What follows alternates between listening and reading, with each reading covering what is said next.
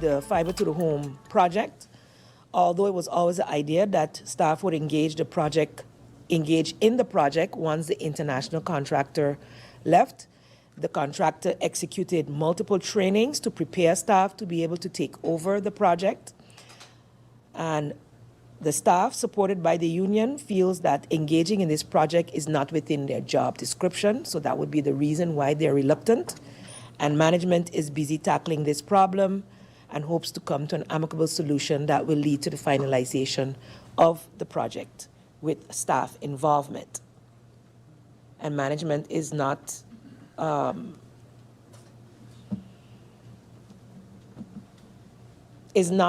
going to be sharing which staff that is via this public platform. The Integra Touch, the MP asked how long has it been operational and what benefits did the company get thus far. The Integra Touch billing system or project is still ongoing. Once completed, the organization will have increased flexibility. Along with Microsoft CRM, they will be able to utilize data mining and Microsoft Buy to do advanced analytics to better serve customers. All telecom companies are shifting to digital service providers, which is the business model driven by customer feedback. This necessitates data mining and business analytics. So apparently the existing system was quite cumbersome with several systems being online. And so what it's trying to do is to streamline this, which has been a system or the multiple systems in place that were created over the past 20 years. They've also trained project management office and local staff to be able to manage all the new projects and programs. And with them coming online, with the new programs coming online, it will be much more efficient. And they're expected to go live around the end of the first quarter in 2024. Is the airport area connection, the MP said that in the airport area, connection sometimes drops. What is the company doing to fix these drop zones? To fill in dark zones will entail budgetary levels that the organization, all dark zones would be quite costly and not sustainable for the organization. The cost for putting up one cell site is roughly around $200,000 along with the rent, utilities, and maintenance that is also included. Management is looking at other creative ways to fill these dark zones, such as microcells and collaboration with property owners to bring down the cost. How soon is the 360-degree method going to be implemented was the final question of this Member of Parliament. Currently, the organization is busy with a complete reevaluation and redesign of the organization. The 360 evaluation is planned for the second and or third quarter of 2024. MP Emmanuel asked or made some comments, which we have taken note of, and then went on to ask or make a statement. And internet is subsidized on the French side, to whom? Hospital, airport, government, private citizens. Who is subsidizing this? Government, a French company. Several questions related to that. The French government subsidizes telecoms. As far as we are aware, requests for further information was sought. However, we do not have any details on how exactly the subsidies are being done by the French government. The Mer case is still in court. The case, he's asking at which level, and mentions that the case was settled and Mer won that case. Telem's management and Mer decided to forego the court case, so not go to court, and place the case before a mediator. I think I said this answer before. MP isn't here. I don't know if I need to repeat it, but it was mentioned in the first go-around that Mer had requested a payment at $18 million from Telem. Telem requested a payment of $6 million from Mer. The mediator ruled that Telem has to pay roughly $3.7 million, which is about $2 million more than Telem actually recognized in their files. The extra $2 million has to be invoiced by MER, so they do not have that amount invoiced. So that needs to still be invoiced by MER. The same as all the other previous invoices, which MER has failed to do. Telem has therefore taken the case to the appeal court in the Netherlands to put aside the decision of the mediator. The result should be known before the end of the year, and Telem has made provisions for the total payout, so it is budgeted for should they lose the case.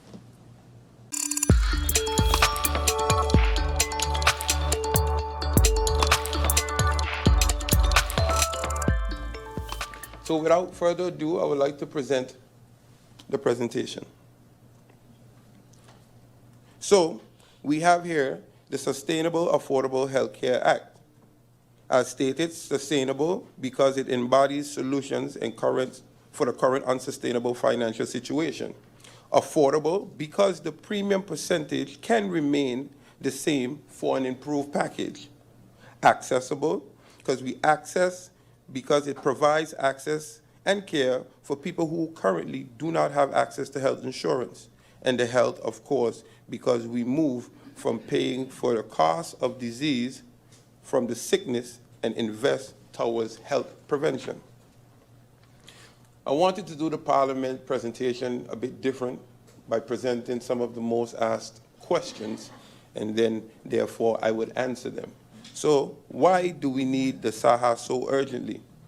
Well, the cost of care is growing sharply because new technology development, which is what we want because they provide us with a longer and healthier life. However, the treatments are more expensive and the group of elderly needing care grows. The premium income cannot be increased with the same rate. That would make health insurance unaffordable and would have a too big impact on the buying power. Also, it is no secret that the AOP funds, if we continue in this manner, with the cross-funding, will be depleted within 10 years.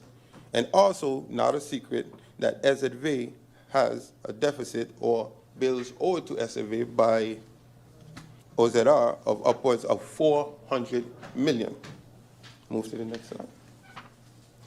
So, is SAHA just to fix an unsustainable situation? No. It is also to ensure the health of some persons. The uninsured population is not only uninsured by choice. What do we have? We have some self-employed entrepreneur. I am a big proponent of entrepreneurs, entrepreneurship. As Minister of Labor, we promote this. Persons with Dutch passports can go and have an aim and zag. That's a sole proprietor. We are promoting this aspect of business, but yet these persons cannot be insured. They can insure anybody under them, but cannot insure themselves.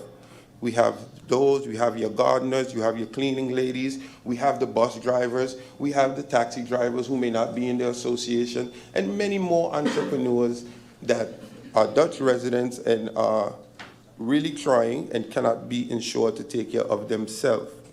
Also, what do we have? We have the 60-plussers. These are persons who are not qualified for pay cards, and right now we insure them on a humanitarian basis.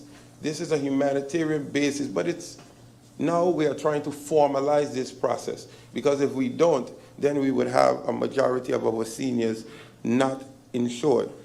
Persons with pre-existing conditions. Persons with pre-existing conditions have issues entering a private insurance, but we do not do any screening. We take you as you are. So those persons with pre-existing conditions can be insured under us. Next slide. So that previous slide was part of ensuring that a majority of our working population can indeed be insured. Here we have one of the burning issues. Will the premiums be higher?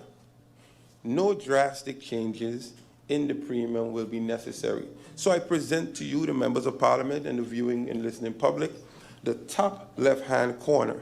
Here we see the current premiums compared to the SAHA, compared to what we say business as usual, with what means the act that will have to be taken if we do not go ahead with this SAHA. So at the moment, for private sector employees, your premiums are 5.7. That is what is being paid. Was the presentation sent? I see. Okay. 5.7. With the SAHA, your premiums will not increase. You are subjected to pay the same 5.7. If we do not take any course of action, in order for the fund to be sustainable, SZV is calculating an increase to 8.1 in private sector employee premiums. So at the moment, there's no increase in premium for the private sector employees. I move down to the bottom left corner for the private sector employers. At this moment, you see there's a total of 8.9% premiums that the employer pay. With SAHA, you'll be paying 9%. Actually, sorry, it's an 8.8%. With the SAHA, you'll be paying 9%, which is an increase of 0.2%. If this course of action is not taken, what is calculated is an increase of 4.5% in order for SZV to remain sustainable.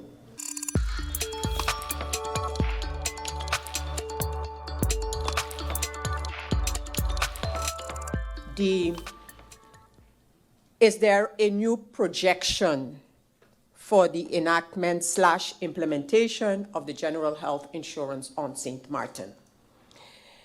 Has the issue, whatever issue is being referred to with the SER, and the reason for the SER not having been able to yet advise on the draft, has that issue been solved, or is there still an issue? What is the issue with the SER preventing them from advising on this matter? With respect to the draft, and do I understand correctly that a draft national ordinance is what is under discussion right now and has been sent to the SER? So a draft national ordinance, a draft law. And if that is the case, that there is a draft law in circulation presented to unions, presented to SER, eventually to be presented to the Council of Advice, how was the enactment of this law projected? So now I asked when, and now I'm asking how. Is it? Let us take when the date was January 1st, 2024. Was it projected that the entire law for general health insurance would have gone into effect? Because we can have a law passed by January 1st, 2024, but the implementation could, one, be set for a different date, implementation, and secondly, parts of the law, the implementation date thereof could be set at different dates. So in the proposal of law, if there is a proposal of law itself, how was the enactment, the actually going into force, how was that projected? The whole law, thereby eliminating existing medical insurance laws such as that of the government, that of the medical insurance of the SZV, etc., etc. How is the implementation projected? Mr. Chairman, I think one of the things that we've also observed that has helped us get this far is that there were a couple, let's say I would recall from, let's say, 2018 to 2020, during that governing period, where an attempt was made for an NHI or GHI or whatever, but there were a couple controversial items that were almost deal breakers for especially the business community. One such of those was the issue of raising the limit and who should fall under this. And what we did is that now that was handled separately by the government and by the Parliament of St. Martin. It was better understood by the business community, by private insurers, how they can still be involved, and that part has been handled. And other aspects that maybe not even involving the Parliament of St. Martin, but on a decree level or a national decree level, etc., those other quick fixes that will probably be, from what I see in the presentation, incorporated into the new Otley Cares, those steps had to be made as well. And that was also an approach that I enjoyed as a member of parliament, being able to handle those individual aspects that some found a little controversial on an individual level. And now today we see that the business community, the society, and everyone has adjusted to those new norms, paving the way for the final reform that's necessary, or the major reform that's necessary to our healthcare system. That's what I read from where the next step that we have coming to Parliament. And that is also very important for us to recognize, that the Parliament also had that role in being able to interact with the minister and say, Minister, I think you need to break this up into different areas and bring this in a phased approach. And that's where also the stability of the government, allowing the minister all this time, because you can't do that if your government will fall every year. But the minister has had the time to be able to handle this entire approach to reforming our healthcare system with the peace of mind that the Parliament of St. Martin has a majority that will continue to support his work. So that is also some important context that I want to bring. Mr. Chairman, when you look at the term Otley Cares, you know why I like it? Because you can only succeed in reforming the healthcare of your country if you truly care about the people and the healthcare of the country. Because a lot of the issues in the past, why this sort of reform couldn't happen, is because when I'm sitting here as an opposition member and I see internal bickering about all kind of pettiness and nonsense, I realize at that point, these people really don't care about the health of the people of St. Martin. They just care about their own ideas and so on. So you don't care. But what we have here is a minister that truly cared. And that is so important. Care enough to say, unions, you're right. Let me hear your concerns. Let me not put those aside. Give me your questions. Give me 3 days, you'll get your answers. If we don't have a care approach, an empathetic approach to handling legislation and being open-minded to it, we can pass all the laws we want in Parliament, but they won't benefit the people because we didn't do it from a point of caring for what they actually deserve.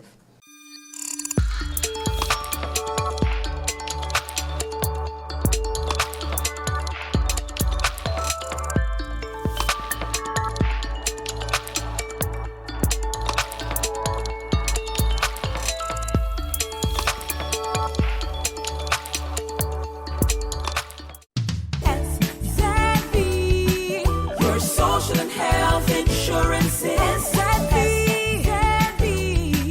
your social and health insurances. Are you SXV insured? Do you have a valid medical insurance status? SXV is cardless. Request your My SXV account today and enter the virtual office of SXV. Go to sxv.sx and sign up now. SXV, yeah. Your social and health insurances.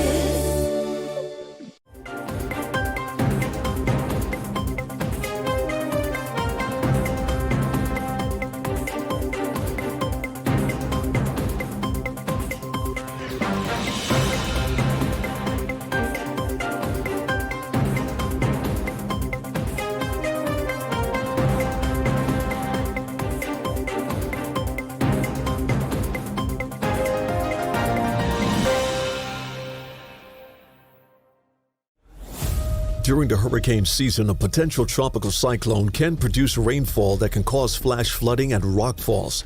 Stay away from flood-prone areas during heavy rainfall, such as Jump Up Casino on Emil Plain Road in Phillipsburg, ATLH Road Roundabout, L.B. Scott Road from Emilio Wilson Park until Cake House Supermarket, Zaker's Gut from Petro Plus Gas Station until the Seventh-day Adventist Church, Welcalaken Road K-Hill from Welcalaken Road Roundabout until the One-Tete Loke Roundabout, Beacon Hill Road from Sunset Bar and Grill until the beginning of White Sands Road, and Rhine Road, also known as Mullet Bay Road, after Sonesto Maho Beach Hotel to the entrance of Kupakoi from the intersection of the University Drive until the intersection of Rio Grande. For more information on how you can keep yourself and your family safe this hurricane season, visit stmartingolf.org/hurricane. This public service announcement is brought to you by the government of St. Martin.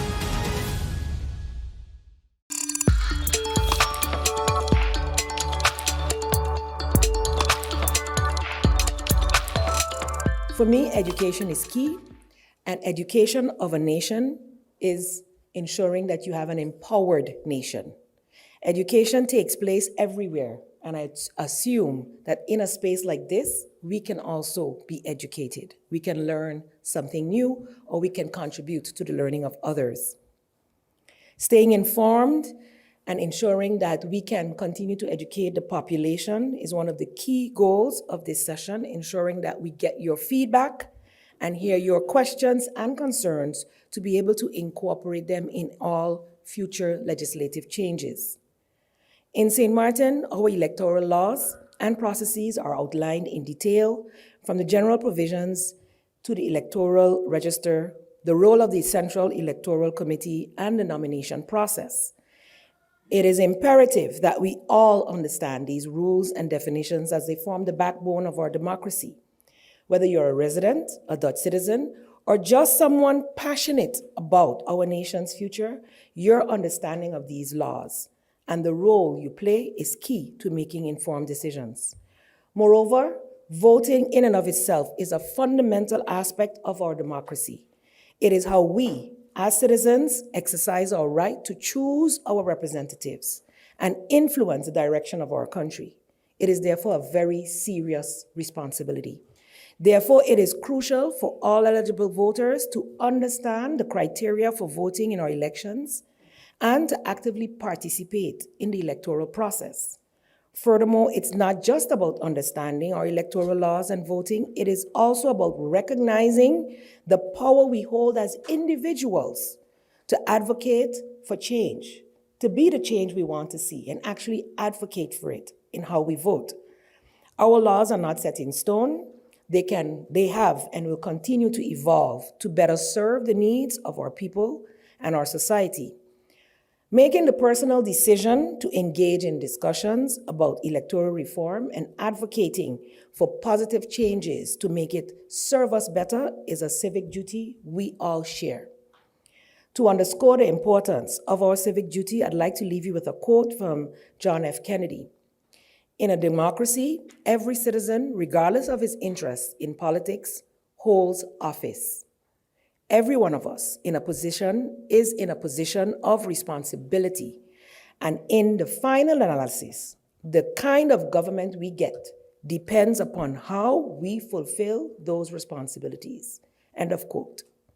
So for me, it is important that we look at what we are working with and that the people understand what we are working with in order to make an executive decision, a well-thought-out decision in the changes we want, because the changes have to continue to serve us. We've heard a lot of discussions about changes being needed, and it is going to be up to us, those that are going to be voting in the next election, those that are going to be in government in the next election, in parliament in the next election, to make those tangible changes.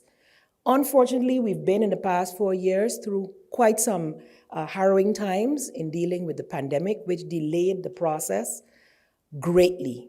Hopefully, we can have a next 4 years to be able to really get the ball rolling and make the necessary changes. Your input in this regard is highly needed. So, embark on our dialogue today with open hearts and minds, knowing that what we say today, what we hear today, and how we contribute can bear fruitful results in the shaping of the future of our democracy and our beloved St. Martin. And in the very least, hopefully it would have opened the minds of all those persons eligible to vote on the importance of casting that vote and making a firm decision in the way you want to see the country move forward.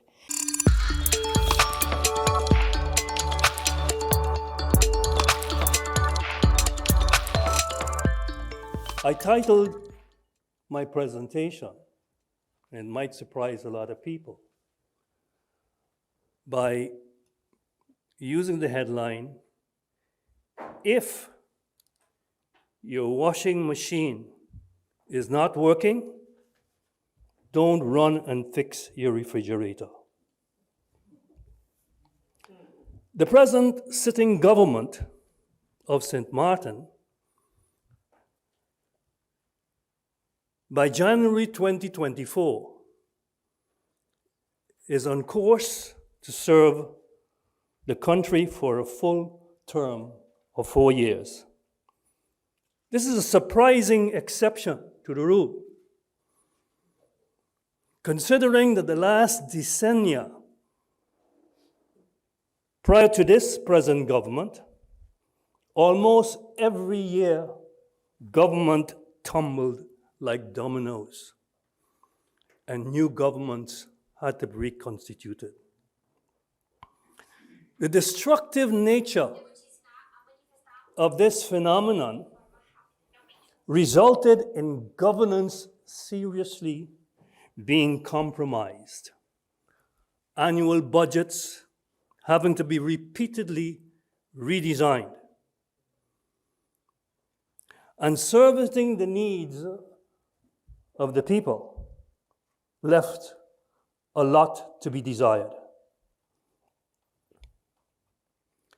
And with each new government, a new learning curve surfaced with new people and new relationships, locally, internationally, and within the Kingdom of the Netherlands, having to be redeveloped from scratch. As a result of this, voices of discontent could be heard, calling for reform of our electoral system, with a specific aim to create stable governments that could serve the full term of 4 years as dictated by our Constitution. To accomplish this, knee-jerk suggestions have been made to change the electoral laws, to require runoff elections, for instance, resulting in one party winning the right to govern for a full term of 4 years, or to adopt a new presidential system in which a president is elected who on his or her turn appoints or dismisses his or her cabinet to govern the country. Or to adopt a district election system, electing representatives directly of each district. And suggestions have also been floated to change what is now called the Lynch Law.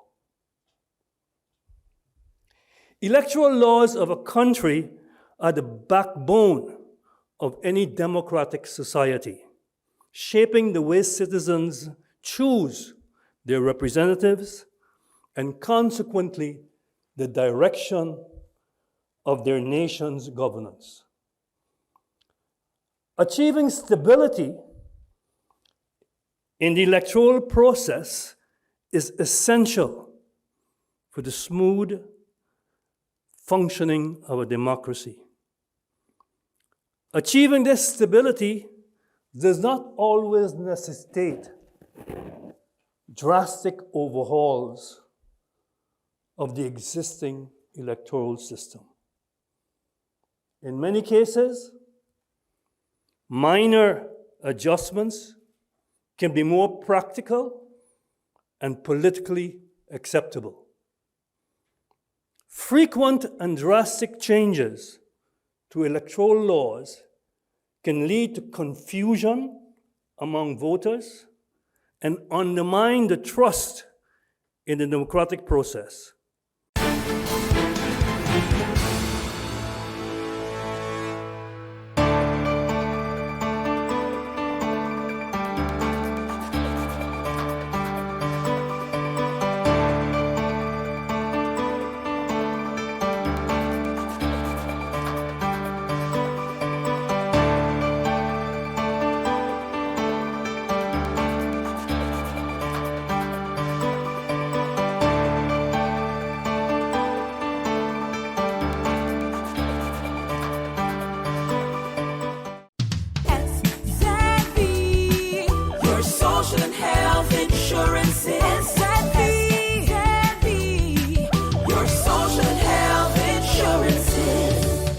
SXV insured?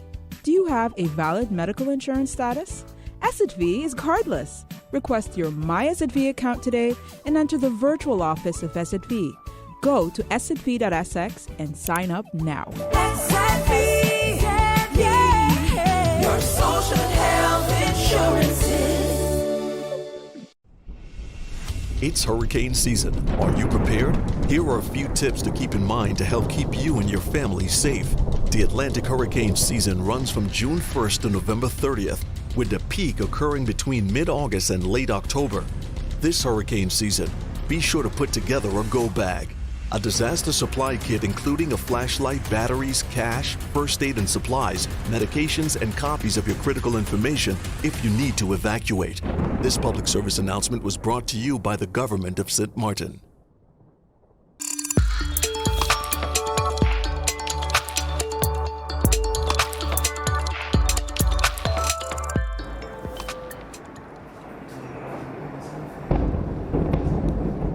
Israeli air power continues to strike the Gaza Strip.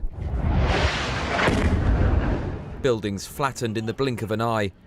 Entire neighborhoods reduced to rubble.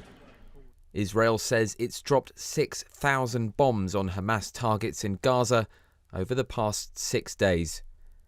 With every fallen building, stories of human suffering. We're told this girl has lost all her immediate family. Doctors say the entire health system here is close to breaking point.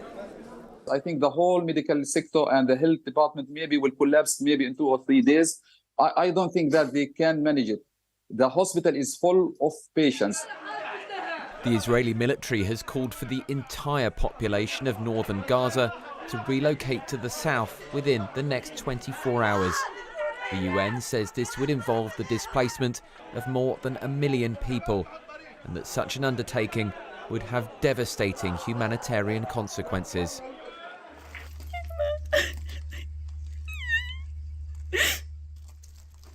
Israelis are still reeling from last Saturday's attack by Hamas.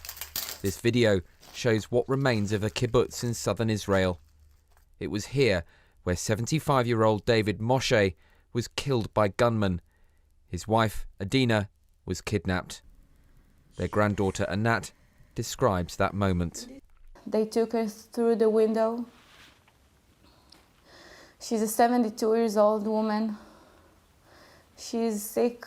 She has heart issues. She watched her husband die right in front of her. And right after, they got her on the motorcycle. And she had to hold the terrorist that just murdered her husband. They were together for over 50 years. US Secretary of State Antony Blinken, seen here at an Israeli donation centre, promised unending American support for Israel following talks with Prime Minister Benjamin Netanyahu.